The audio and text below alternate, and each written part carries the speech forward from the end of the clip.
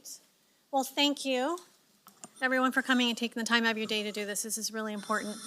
We're getting ready to start off our community forums, and as we've done in the past, it's important to us that we reach out to our team and get input from you, see what we're missing, what we might need to add, and also to hear your questions. So I'm thrilled that there are so many of you here, and I realize I didn't do introductions. So if you don't know me, my name is Tracy Riggs. I'm a county administrative officer, and next to me is Liz Peterson. I'm the deputy county administrator.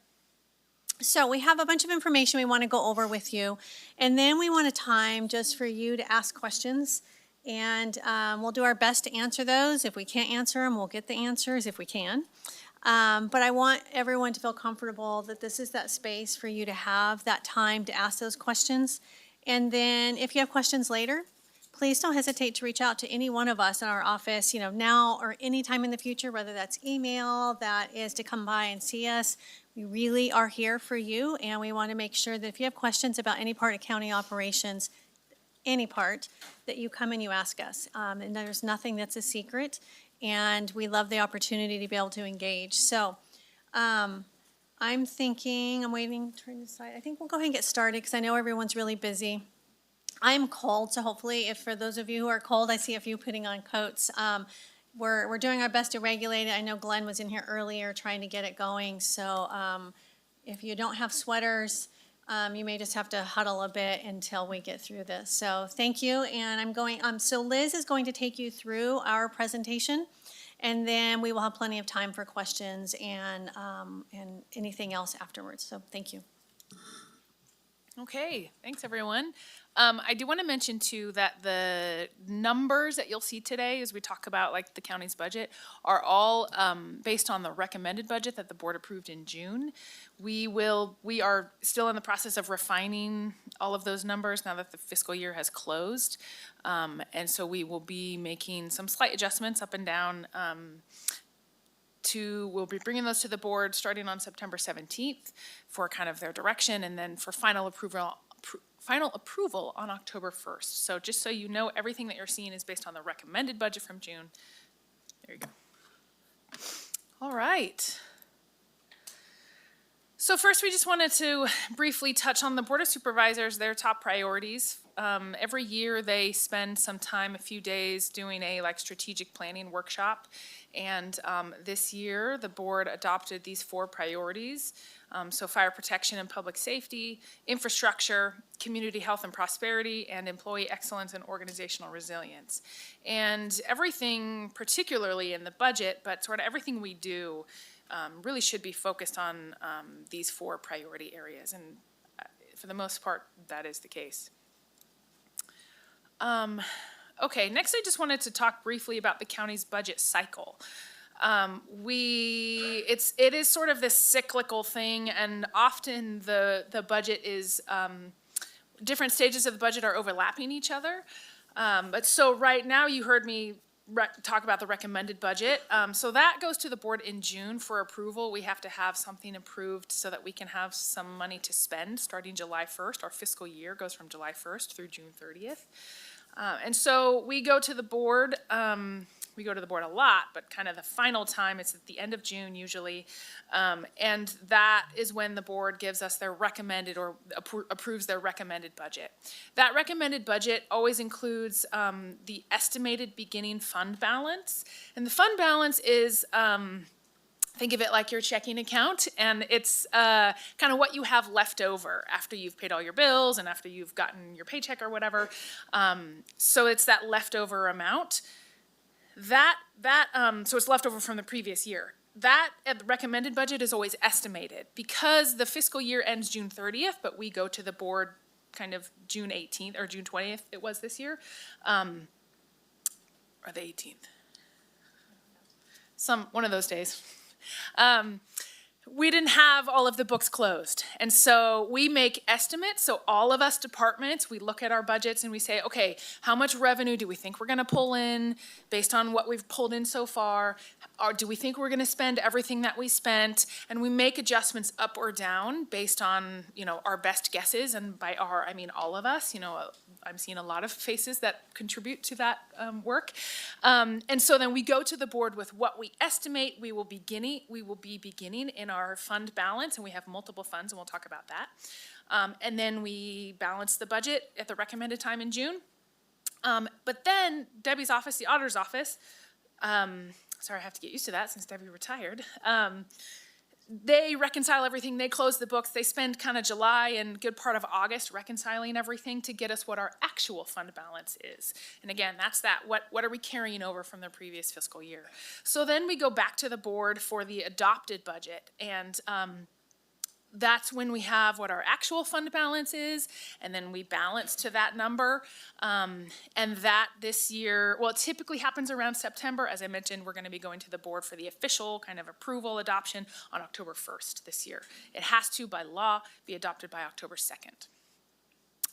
Okay, so then we go into, so the board adopts the budget, and then we move into a mid-year budget review. That's generally around March, and that's really just looking at how are our budgets doing? It's kind of the middle of the year, even though March, I know, is not the middle of the fiscal year. But we look at those first 2 quarters of the year through December, and then the books, or, and so, yeah, we tell the board, how are we trending? Are our revenues coming in like we estimated that they would? Are expenses coming in the way, or are we spending the way that we thought that we would? Do we have some significant expenses that we didn't know about in September or in June that now we need to make some adjustments for? That's what that mid-year budget review is about. It's just that touch point. And then we move into the year-end budget, which typically goes to the board around May. And that, again, we look at our budgets and we do that same kind of estimating fund balance process. We look at, okay, do we think that we're gonna pull in all of the revenue that we said we would? Do we think we're gonna issue that number of permits or whatever? And then do we think we're gonna spend what we said we were gonna spend? We make those adjustments up and down into the budget, and that's what gives us that estimated, in this case, the ending fund balance. What are we gonna have left over in our checking account or in our fund for the end of the fiscal year? And it's that number, the ending fund balance, estimated fund balance, that is the same number that becomes the beginning estimated fund balance for then the recommended budget. And then we start the cycle all over again. So often year-end and recommended budget are happening very simultaneously. But yeah, so it's a lot, but that's the county budget cycle. Okay, so this, as I mentioned, is again the recommended budget. So for the 24-25 fiscal year, the total recommended budget is $286,824,648. Let's see here. So the county's budget is comprised of 3 types of funds, and these are funds based on, or all governmental entities have their budgets broken out in these types of funds. So there's the governmental funds, there's enterprise funds, and there's internal service funds. In our governmental funds, we have those kind of subcategories. So there's the general fund, and there's a lot of the departments and services that we provide to our community are categorized under the general fund. But then we also have our capital funds, and that's how we do capital improvements to our roads and our buildings primarily. And then we have special revenue funds, and those are kind of what they sound like. We get special sources of revenue, dedicated sources of revenue, typically from the state and federal government, to provide services out of those funds. So think of your Health and Human Services Agency departments, social services, behavioral health, public health. Those are all special revenue funds, except for the Veterans Office. They are in the general fund. And then also our roads, like our road maintenance department, that also is a special revenue fund. And then we move to enterprise funds. Enterprise funds operate sort of like a business, so they have different abilities to kind of pull down revenue and charge for their services. Our enterprise funds are ambulance, solid waste, and our 2 airports. And then there's the internal service funds, and these are the funds that we utilize for providing internal services to the county, so things like workers' comp, employee insurance, our PERS, purchasing, liability, yeah, those kinds of, like our insurance kinds of things. So that's how the budget overall is broken out into all those types of funds. So I mentioned the budget is $286 million. The Board of Supervisors only really has spending discretion over about 65 million of that, or the $64,968,423 to be precise, from the recommended budget. And those are what we call general revenues, or discretionary revenues you may hear as well, because that's really what we have discretion on how that's spent. Those are almost exclusively put into the general fund, because a lot of the, for general fund operations and the programs and services that are in the general fund, and we'll get to what departments that actually is in a second. So it's primarily used for general fund operations as well as capital projects. So any capital improvements that we do to like our buildings, for the most part, well, they do not have their own funding source. So it's either these discretionary revenues are paying for capital improvements, or other funds are paying for capital improvements. For an example, the new and lovely ramp out at Behavioral Health, I just saw it last week. It looks great. The Behavioral Health Department used some of their state and federal allocations to pay for that ramp. But that goes into the capital fund. And then some of it goes also to county fire as well as to county roads. But for the most part, that $65 million is really what the board has flexibility over how to spend of the whole $286 million. So it's really only like 22% that there's like a lot of discretion over how things are spent. As I mentioned, all other revenues are dedicated for mandates and programs and services that have to be spent specifically on those programs and services. So, as I mentioned, state and federal allocations, or we'll get grants, and those, of course, anybody who's been involved in grants before, like you have to spend the money on the grant that it was intended for. There's not a whole lot of flexibility on spending it on other things. And then we also do charge fees for our services, and those fees also are other types of revenue that we get, but they go back into the department who's providing the service, because that's the whole point of the fee. So just a couple examples that we threw in here. The board can't move funding from the Behavioral Health Fund to the Road Fund to pave more roads. Also, the board can't use grants acquired to support homeless housing initiatives to hire more sheriff's deputies. So that just is a couple examples of how a lot of what we do is pretty restricted, and we don't have a whole lot of flexibility, and the board certainly doesn't have a whole lot of flexibility, but we try to be as flexible with what we have. Okay, and this is just an example, or not an example, this is the reality of how that recommended budget is broken out. So $286 million of the total budget, $104 million of it is salaries and benefits that we pay for all of us, and then $110 million is services and supplies, and those are things like the softwares, the various software that we use to do our jobs, dues that we pay to our various associations, our utilities that we pay, our electricity and our propane, rent. Some of us are in rented buildings, and so that's a part of that $110 million. Building maintenance in general, that our amazing facilities team, and I know there's a handful of them around, all of that maintenance work is a part of services and supplies, our general office supplies, contracts, and there's a lot of contracts that we deal with. Some departments deal with a ton of contracts, some fewer, but I think probably most of us, maybe all of us, have some sort of contract.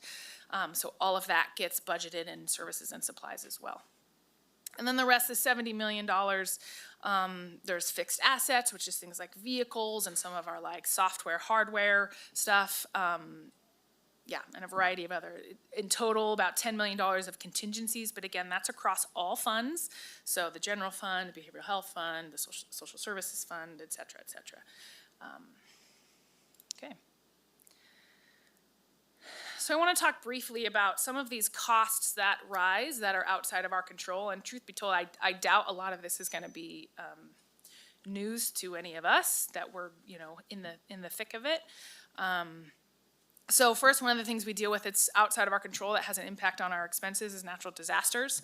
You know, we have floods, and that impacts our buildings or it impacts our roads, and that means we have to pay to have those repaired.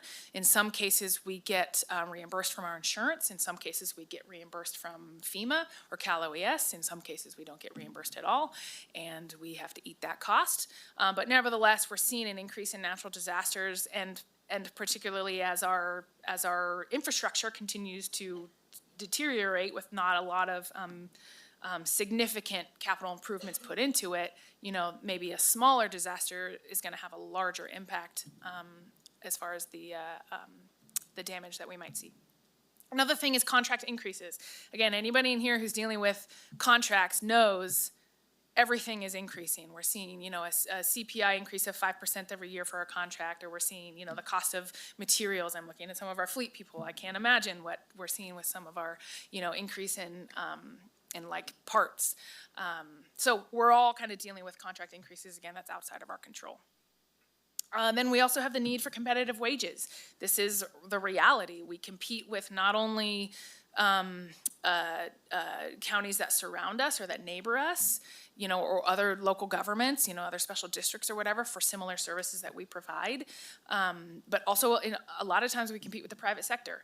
And as wages increase, as things like, you know, minimum wage at McDonald's increases, or fast food rather, that has an impact on our need to have competitive wages to retain all of us. And a lot of that is outside of our control, but it means that we have increased costs. Another one is insurance, and again, that's probably not a surprise to you, but we're seeing increases in insurance costs, not only for medical insurance, but also just like our liability insurance for our buildings and things like that. And another one, a cost that's outside of our control, is state mandates. So we often are mandated to provide programs. I think everything just about that we do is a mandate in one way or another, just about. But we often don't have the necessary funding to carry out those mandates, or at least not to the degree that the public demands or that we feel like is necessary and adequate. So, yeah, so that is another thing that's outside of our control, but certainly something that impacts us. And then lastly, I wanted to mention this for all of us here. We deal with our PERS, which is our pension, Public Employee Retirement System pension. We have an unfunded liability, which is basically like what do we need to pay out for not only all of us who are currently employees and however long we work, and then what our pension will be, but also retired employees and their beneficiaries. PERS calculates what is that amount that we haven't paid yet into that liability, and that is what's called our unfunded liability, and that continues to rise. Again, probably not surprising to anybody. And so this is a lot of stuff, but we just wanted to highlight this briefly. So at the top little on the right, I'm going to go on the right with the green headers first. So you can see we have PERS. We have two PERS contracts. We have miscellaneous employees, and then we have safety employees. We have the majority of our employees are the miscellaneous. A total of 628. This was in, trying to remember when this was. Last year, I guess? Current? Last year, yeah. 628 active employees. Excuse me. And then we pulled some data. Actually, the auditor's office, Debbie specifically, pulled some data. And in 2011, we had 581, just in the miscellaneous side. We're going to talk about them for right now. We had 581 employees in 2011, active employees. In 2022, we actually had a decrease of 54 employees to 527 active employees in the miscellaneous tier. You can see some changes in the average age, which is interesting. Also the average years of service. As time has gone on, that average actually has gone down. And then you can see the average payroll, how that has increased over the years. So just right there, that impacts our unfunded liability. But then looking down at the retired section, so in 2011, we had 889 employees who were either retired or were beneficiaries of a retiree. Perhaps the retired employee passed away, and so this is like a spouse or something like that. And then in 2022, that number rose to 1,214 employees for an increase of 325 retirees that are utilizing their PERS pension. And so that just increases our liability, so what we have to pay out or what we owe, essentially, based on the benefits that those retirees are receiving. And then you can see the total annual benefits in 2011 for those retired employees.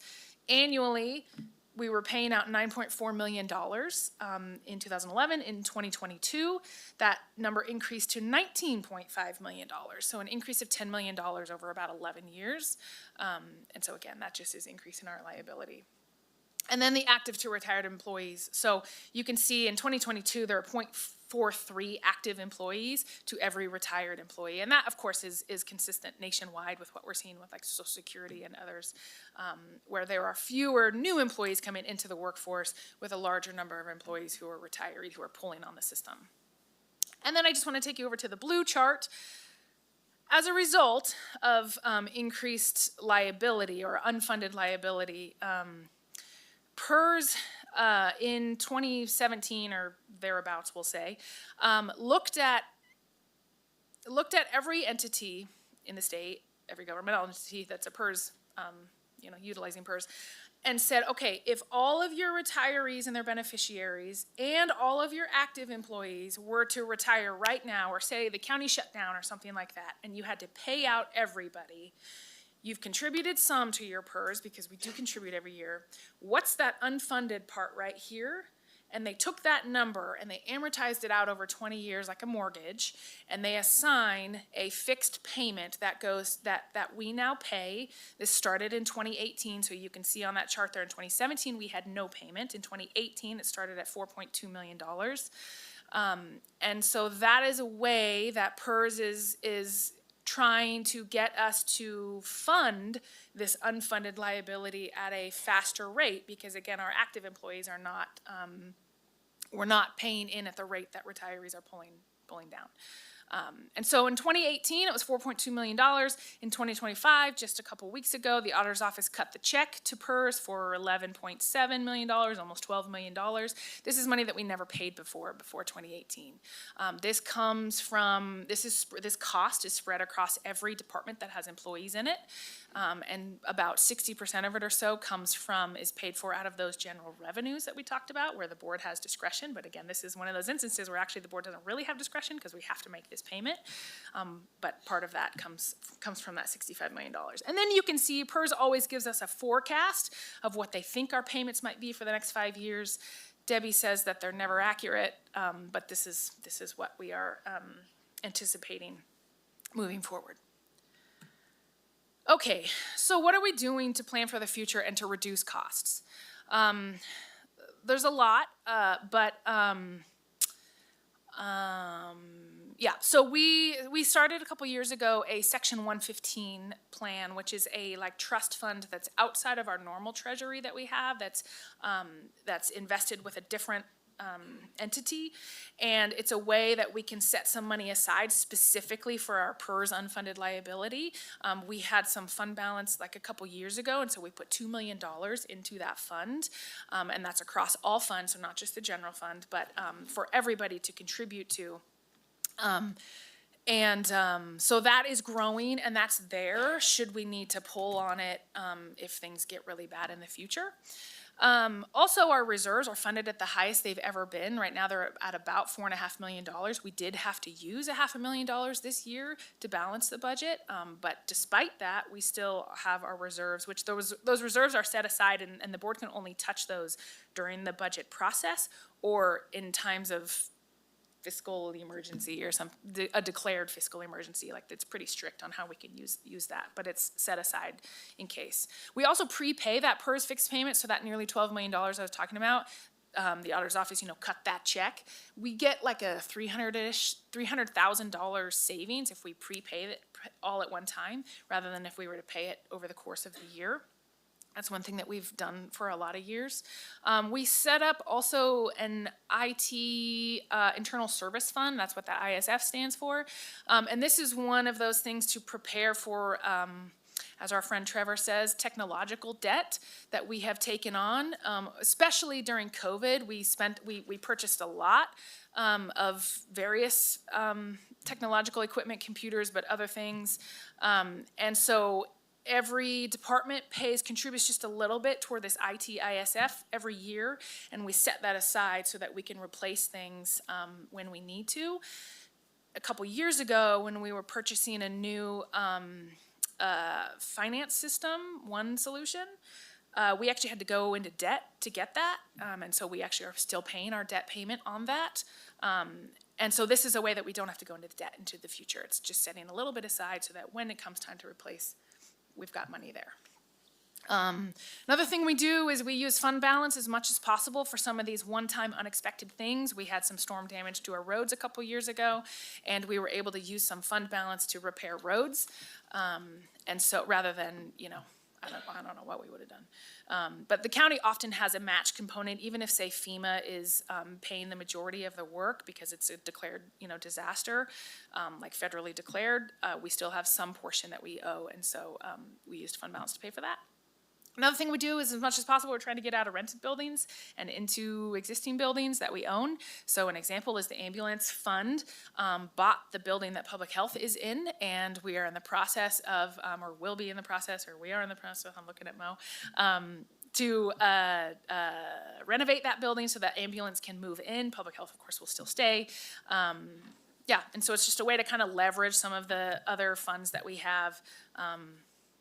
To reduce our costs. Another thing we do is we often look at our fees, the fees that we're charging for the services that we provide, and we increase those whenever possible. We can only charge for what our actual cost is for the fees, so we can't make money on our fees, but we can definitely make sure that we're analyzing properly what our true cost is to provide the service, and then charging that.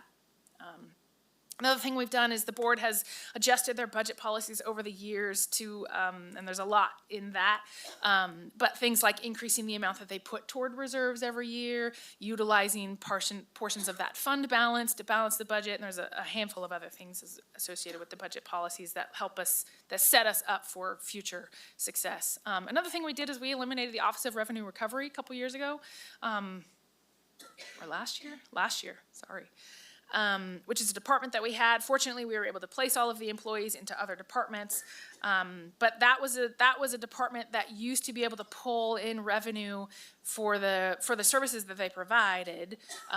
They used to be able to be reimbursed, and then the state made changes legislatively, and we were no longer to be able to be reimbursed. And so the cost for that department was growing year over year, and so we kind of streamlined what we did. We eliminated a lot of the services that we were providing out of there, and so we're always looking at, and I think we have another one on there, departmental reorganizations. We developed the General Services Agency, and that was a cost savings to the county. And then, of course, we look at things like streamlining the development process with open gov permitting and the changes that we made to Title 17. So whatever we can do also to encourage additional growth in the community, that's something that we're always striving for. And then revenue measures. So, of course, the board cannot tax the public. The board can put a tax measure on the ballot for the public to vote on. So that's kind of as far as they can take things with revenue. But so there were, the TOT is the transient occupancy tax, or the hotel tax.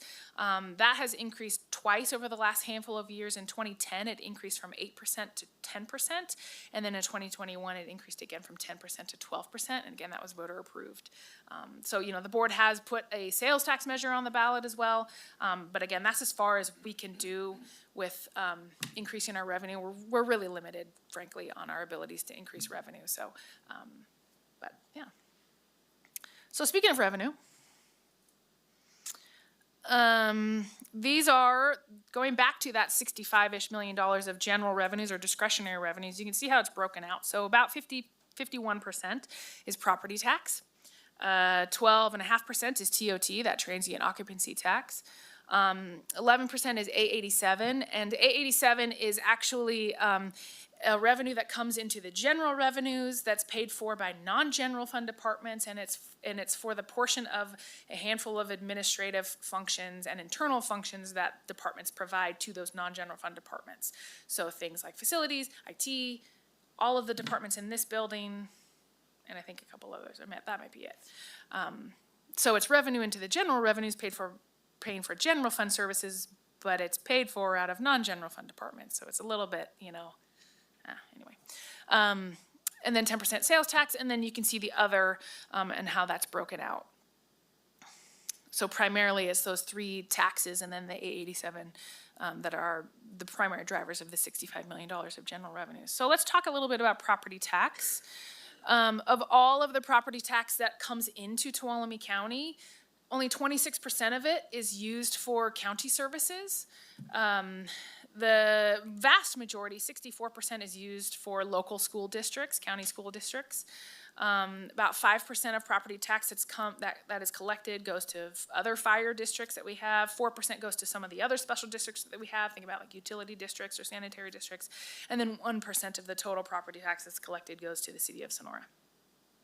Then we also have this interesting thing where the county is 77% public land, and so we can't develop on that public land, so we don't get property tax on that public land. The federal government does give us what's called payment in lieu of taxes, or PILT, and it's about, this year it was about $3.1 million. So that's supposed to be a compensation for the loss of property tax revenue that we would otherwise get if we could develop on that 77% of our land. But as you can see in that last kind of little bullet point there, 23% of the land that we can develop, we get about $35 million of property tax. So it's not exactly, well, I don't know what the word is, but it doesn't seem like it evens out, but nevertheless. But that is something that impacts our county significantly, is our percentage of public lands and our inability to develop on those lands. And the public lands is primarily the Stanislaus National Forest and Yosemite National Park. Okay, and then sales tax, breaking this down just a little bit. So the sales tax rate in Tuolumne County is 7.25%. That's the lowest legally allowed in the state.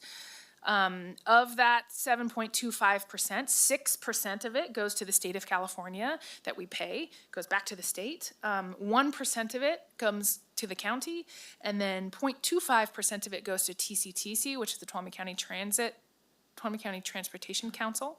And they're the ones who provide like the bus system around, like Dial-A-Ride, and maybe they do like trails, and they've done some other like work with Public Works and some like road type projects. Okay, so then breaking it down just a bit further, the county's general fund budget is $120 million this year, the recommended budget. You can see the salaries and benefits, $64 million, and then the services and supplies, $42 million, and then that other. So we transfer out, this is like the term that we use when we're moving money from one fund to another fund and they're sort of crossing over.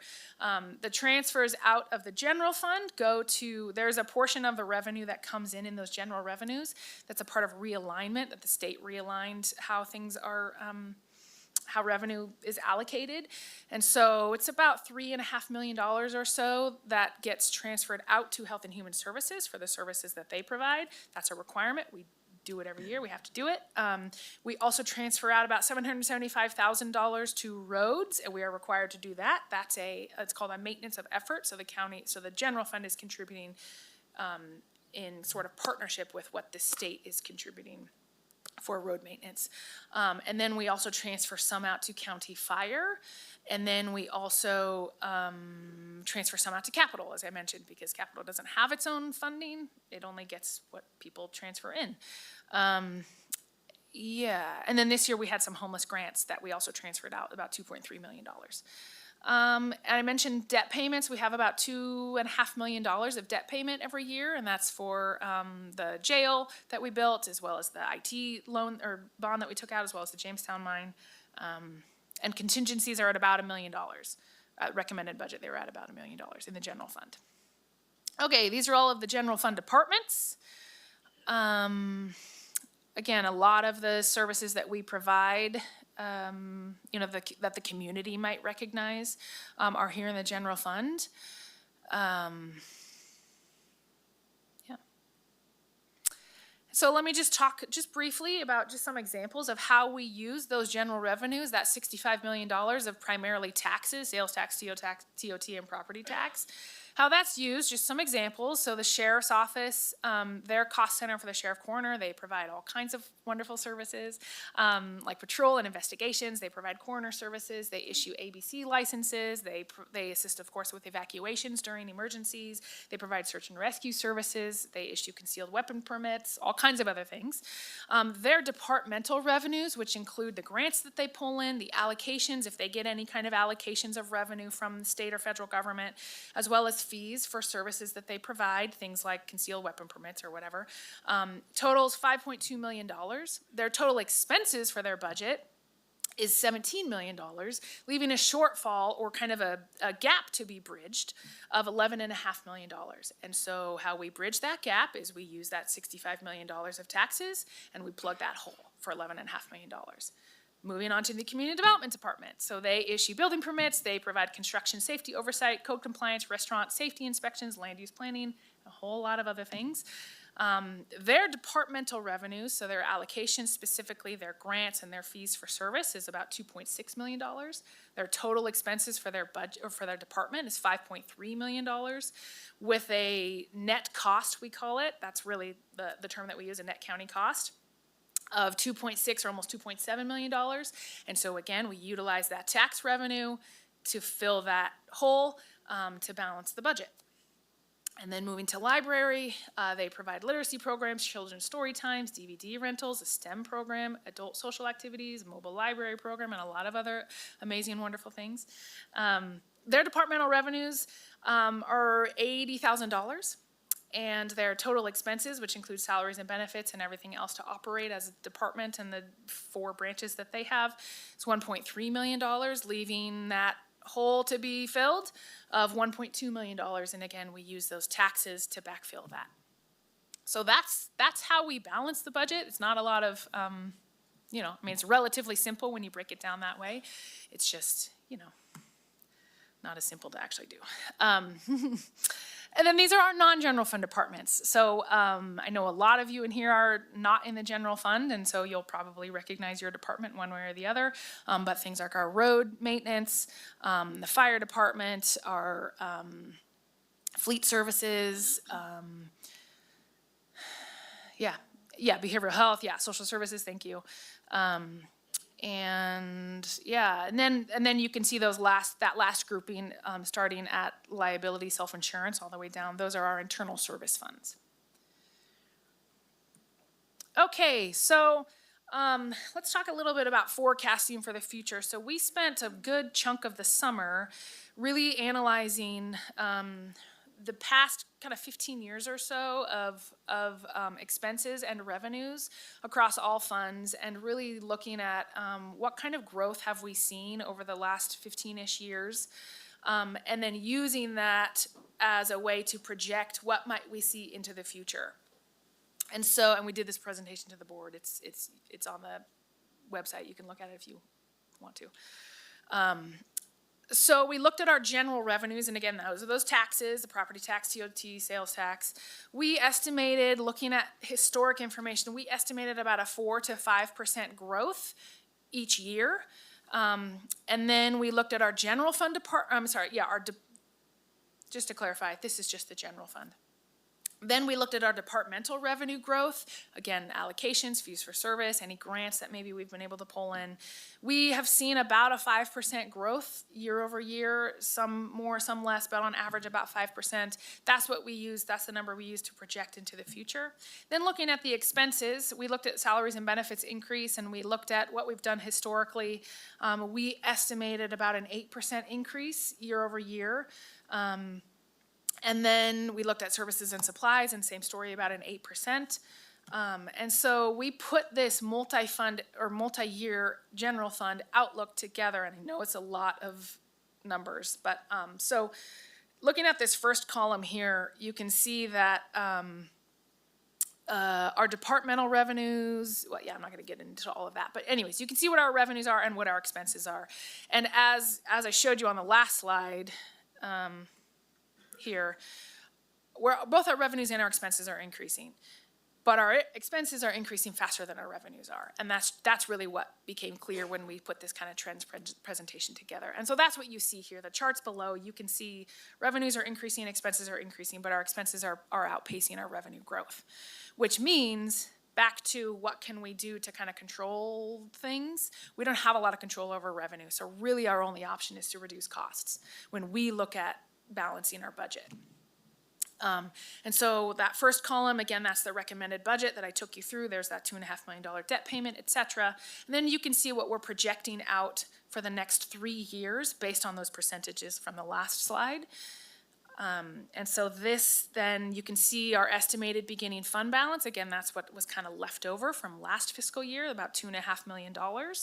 And then, of course, we had the furloughs, and then we made some other adjustments to some of those mandated costs, which were really kind of one-time adjustments, but whatever we could do to minimize the overall impact to the services that we provide to the community. So we reduced the budget by about $1.8 million with that. And then again, we had to use reserves of almost $500,000. So that's what got us to that zero at the bottom, which means the budget's balanced, or the general fund is balanced. And then you can see projecting out into the future. The reason why fund balance is only at $1.5 million for those coming years is because the board's budget policy actually states that we can only use 50% of the 10-year average of fund balance to balance the budget. This year, you can see we used more than that. Well, you wouldn't necessarily know actually what the 50% is, but we did use more than that. But so that's why we only put it at the 1.5 for the years moving forward to stick to the board's budget policy. And so you can see what we're projecting for the general fund, the shortfalls in the coming years.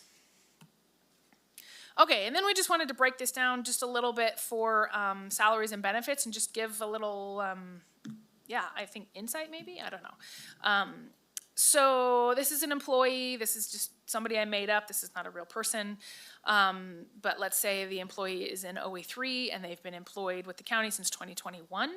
Their salary is $20 an hour, so you multiply that by 2080 hours, which is the full number of hours in an entire fiscal year or calendar, and that equals $41,600.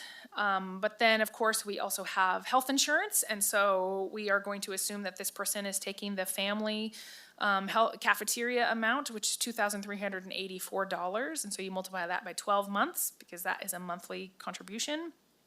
So that's $28,000, and then the county contributes toward the PERS, and again, this is only a portion of the PERS of the county's unfunded liability. The PERS sets our rate, that 9.44%, and it adjusts every year slightly. But the rate is kind of based on a variety of factors, but part of it is getting us to that liability, helping us pay down our unfunded liability. So this year, 9.44%, that's almost $4,000. Then Social Security, the county also contributes towards Social Security and Medicare. Not all governmental entities do that. Neither here nor there, that's just, and that percentage does not change, so that's 6.2%, and so you multiply that by the salary, you can see the numbers, and some employees utilize their cell phones for, their personal cell phones for county work, county business, and so they get a stipend. You know, some of us have also county-issued phones, and some of us don't bother with cell phones at all. Which must be lovely. And then some life insurance contribution as well. So you can see the salary is almost $42,000, but the total contribution or cost is $78,000. So this is just an example just to kind of show you.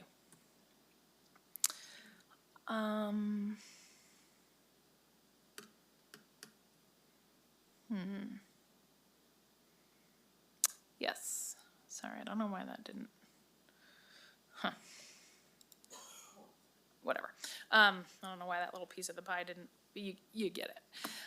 So this is all county positions and how they're allocated out. So 35% of county positions are in public safety, 33% are in health and human services, 10% are in general government and admin finance, and you can see, you know, the departments that are listed there and what they are categorized as 8% are public works, 7% are those internal services, purchasing, IT, and facilities, 5% are regulatory that provide that regulatory oversight, community development department, ag and air pollution control, and then rec and library, 2% of our employees. I don't know what is happening. Oh, there it is. Okay, and then lastly, this is something that I think, talk about a lot, hear about a lot. So we just wanted to put some information together from some other counties. These counties, Calaveras, Amador, San Benito, Lake Yuba, and Tehama, are of similar size to us as far as population. So that's why we pulled them in. There's a lot of different, oh, this is old. There's a lot of different ways that we could compare this stuff up and down, and a lot of different factors. For example, Amador has 2 incorporated cities, and incorporated cities provide additional services to the community, not only to the city residents, but then also other folks who are going into the city. We have 1, and it's pretty small as far as population and like land mass, and so we don't get necessarily the benefit of having like city government providing additional or enhanced services that, say, other counties that have additional incorporated cities would have. So anyways, there's just a lot of factors up and down, but you can see the total budgets, and then the general fund budget, and then their road budgets, which are kind of all over the place as well, and there's a lot of factors into that, and then the fire budget. So so these other counties, my guess is, although I haven't looked, like I didn't look at San Benito, but like Calaveras County, they don't have a county fire department. They are served by special districts, and they're like a consolidated kind of group of special districts. Whereas Tuolumne County, we have a county fire department, and then there are a couple other special districts that also provide additional services, and then the city and our 2 tribes. But so you can see that things vary when we compare to these other counties, but I think it's helpful still. So again, looking overall at these counties, you can see the percentage of property tax that they pull in, the percentage of TOT, or the amount, sorry, not percentage, and then their sales tax as well, and just how it compares. And then, yeah. And then again, this is employees, so it's at recommended budget. We have 743 employees. You can see how we compare to counties of similar size as far as population. And then the percentage of our salaries and benefits of our total budget. You can see how we compare to other counties, and then the percentage of employees that are in public safety and how we compare to some of these other counties. So that's it. It's a lot, I know. Moving it over to Tracy. Okay, thank you for enduring that with us. So a couple things when we want to talk about when we go from recommended budget to adopted budget, because we get a lot of questions like, why does it change so much? So at the time that we do the recommended budget, as you heard Liz say, what we're looking at are what we have so far. I will tell you right now, I still don't have final fund balances because Donnie's office, the auditor's office is still working with each of the departments. There's a few outliers right now, but they're just about finished. That means I still don't have final reconciled numbers from last fiscal year to make solid projections for next fiscal year. So that puts us in that place of where, working with each of you, we need to be conservative enough that we don't overshoot the numbers and not have enough money when we go into the year. And you've seen some counties and cities where that has happened. They get into March, April, and they don't have money for payroll. We don't want to be one of those counties. But we also don't want to be so conservative that we're harming our ability to provide services. So there's that middle lane that we need to try and go through. And so when you see a fund balance, for example, and I'm going to hit on general fund, where it comes in, say, at $3 million, that's approximately almost 2% of the budget. That means we have a 2% margin of error that we had that we were going to meet budget. That's pretty close. So right now, what we're looking at, and we need to do the same thing with the non-general fund departments. We're looking at where they're going to end, what is their fund balance going to be, and how much of that fund balance can they use for services next year. So just want to make sure I kind of speak to that, because right now, I'm still waiting. The last time I looked, just kind of give you an idea, sales tax, the last number I looked at last night, was only $9,000 above what we received in 2022-23. So not only is it's staying on par, but it's not really increasing. So you can see where we have difficulty, where it might say there's normally a 5% increase. We did not experience that. And so we just have to be careful as we're working through that. The other things are, when you look at some of these comparisons, not all things are equal. The way that we might lump things into, when I talk about total cost of our budget for employees, we include everything like workers' comp, the PERS fixed payment. Some counties don't do that, so it's not always apples to apples. And then finally on the PERS cost too, I want to remember, for those of you who've been here long enough, in 2008, we closed the county hospital. It was one of the longest running hospitals in the state of California, hundreds of employees. Those employees are still pulling on the PERS because some of them worked 20, 30 years for the county.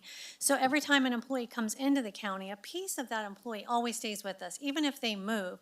But that employee cost might be higher. So you work here for 5 years, maybe you go to Calaveras County when you retire, your PERS retirement, you know this as you're looking, is based on that higher salary you make later. Well, all of us share in that. So as employees move around, we all keep a share of that employee's cost because we should. That employee earned part of that while they were here. So I'm trying to think if there's anything else. I forgot to give kudos for our the actual presentation. So Charlie and Trevor with IT took what we had put together and then just made it a whole lot better. They animated it, they did better pictures, and we're very thankful for them and their help with that. So anyone else out there who likes to do PowerPoint, some of this, let us know. We'd love to pull you in and help us. And then trying to think. So there's some other things that we talk about. We talk about capital and deferred maintenance, and those are always big topics. And if you have any questions about those, we're happy to answer those. And we do have Mo in the room, who is our guru with capital. So I am hoping that if you have any questions, this is the time to ask those, and that you feel comfortable enough to ask those questions. There is no wrong question, and we will do our best to answer it. So, and I see Roger is in the back of the room with the microphone. Because this is being recorded, we will ask that you utilize the microphone, which will make it even more informal and ease for asking questions, I know. Yes. And you can always ask Roger just to repeat your question if you'd like, because you don't really want to talk. He can do that too. So, okay, so he's trying to hand the microphone off now to someone else. So, any questions at all of what you saw?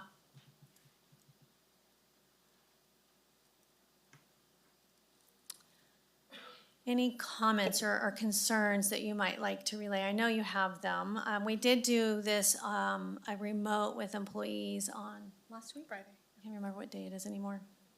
And it was good. We had about 111 individuals participate at the highest point, and there were a lot of good questions and comments. You know, the other things that not just myself, but the board and department heads are always looking at is, in light of where we're going right now with budget, and you're seeing it. This is not new. I mean, I came in as a consultant in 2006, and I feel like all I've done since I've been here is constrain, close departments, reorganize departments. This is not new for most of us, but it starts to wear on you, and I know that it gets hard.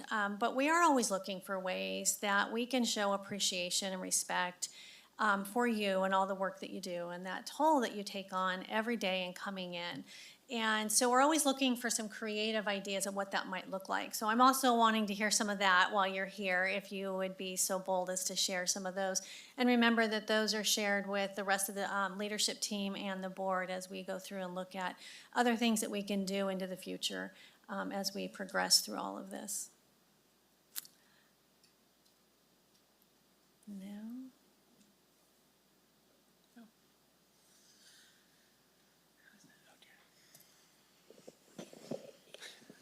I just have a question about one of the slides in the presentation. The multi-year projection transfer outs dropped from 9 million to 6 million for all years after this year. I was just wondering why that was. Yeah, it's because this year we have 2.3-ish or a little over $2 million of grants for homeless housing initiatives that we don't expect to have into the future. So it's just this is kind of a one-time thing.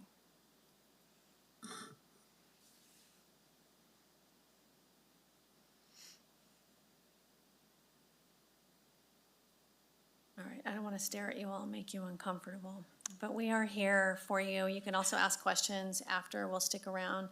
You can come by, you can email, you can text, you can call, whatever you might like to do. We're here to answer those questions. I can't imagine that some of you don't have comments and questions, so I'm hoping maybe you'll feel more free to share those, maybe one-on-one even. So we'll do one final call. I want to keep you here, but I do appreciate everyone coming. Mo, wait for Roger, though.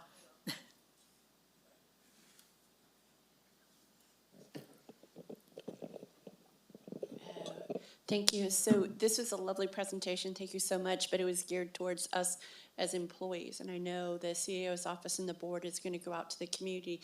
So is that presentation to the community different than this one?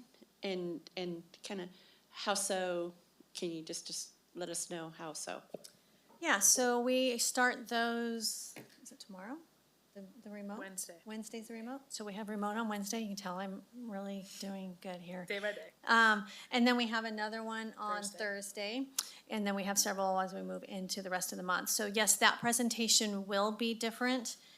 We were trying to gear this into what we thought employees might want to know about how come, what for, what's going on, what's driving some of these numbers. You know, this was geared very much for general fund, but it will be different. It'll focus a lot on what the community is really, really focused on, which we know is public safety, law enforcement, fire, and roads. So there's going to be a bigger focus on that. But we are going to talk about a lot of the same things that are in here. So yes, it'll be similar, but not quite the same.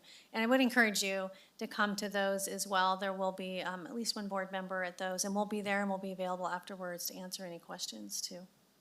I do want to hit on those of you who are in non-general fund departments. You know, that's where I started at the hospital, then behavioral health. While we're not talking about them as much, they are balancing within their own funds. They have to. So they have the good and the bad years as well. I remember when I was at behavioral health, I had to, my very first year in, I had to reduce the department by a third. And then 2 years later, the recession hit, and we had to do another big reduction. And no other fund experienced that at that time. That was specific to that fund because they must balance within themselves. So many times we're not highlighting the struggles that some of our other funds have, but they're having them. Health and Human Services had a significant number of positions that are that they froze but did delay hiring in order for them to balance. And so everyone is experiencing a little bit of that. And so we work with everyone. The general fund becomes such a focus primarily because of your public safety aspect. You know, you've got not only the sheriff, but the district attorney and the public defender and all of those services, animal control, you've got CDD, all of those that are very focused on outward services. Then you have your library and recreation, you know, those are near and dear to our families as well. So it ends up being a focus, but I don't want any of you who work in those other departments to feel as if you're not as important, because you are, and we work very closely with your department heads and their fiscal staff to fine-tune those budgets and look at way we can leverage everything possible in order to provide those services every year. Yeah, so Susan is asking if we're looking at having to furloughs. For those in the general fund, you know that the board had directed that as a way for savings. That was approximately a savings of $778,000. As I have said from the beginning, waiting for that final reconciled, where did we end, to know where we really are going to start. I'm hoping to have that this week. We are doing everything possible to avoid furloughs. I want you to know that. We are looking at it. I think it might be possible, but I just don't know yet until I get those final numbers and we do those new projections. So we'll know. Right now, remember Liz hit on something in the past when I first came into this office. It was a practice of the board and the CAO at the time not to use fund balance to balance next year's services. And if you've been around long enough, you will remember that. We would say one-time revenue, one-time expense.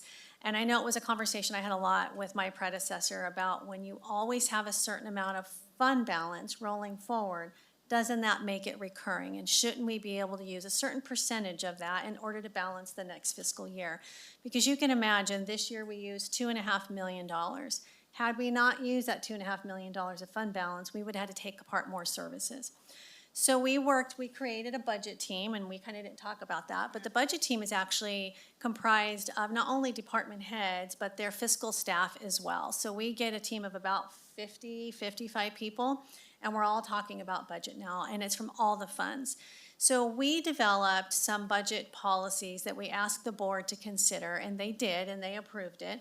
And one of those was to look at an average fund balance, so, and then use part of that to balance for the next year. And what we came up with, we felt was safe from the budget team, was if we use 50%, and this is gonna, again, we're getting into numbers, 50% of the 10-year rolling actual fund balance to balance the next fiscal year, we felt that was safe. It was conservative enough that we didn't put ourselves at risk, but it also would help us keep services moving forward.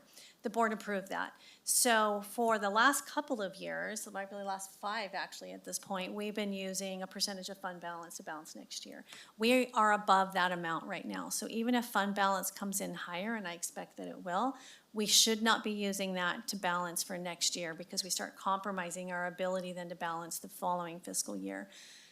But remember, now that I'll have final, not projections, but real numbers of where we ended with property tax, sales tax, and TOT, those biggest levers that we have, we'll now be able to make better projections moving into this current fiscal year, and I do expect those to be better. So all of that to say, it is my hope that we can avoid them, and that has been my hope from the beginning.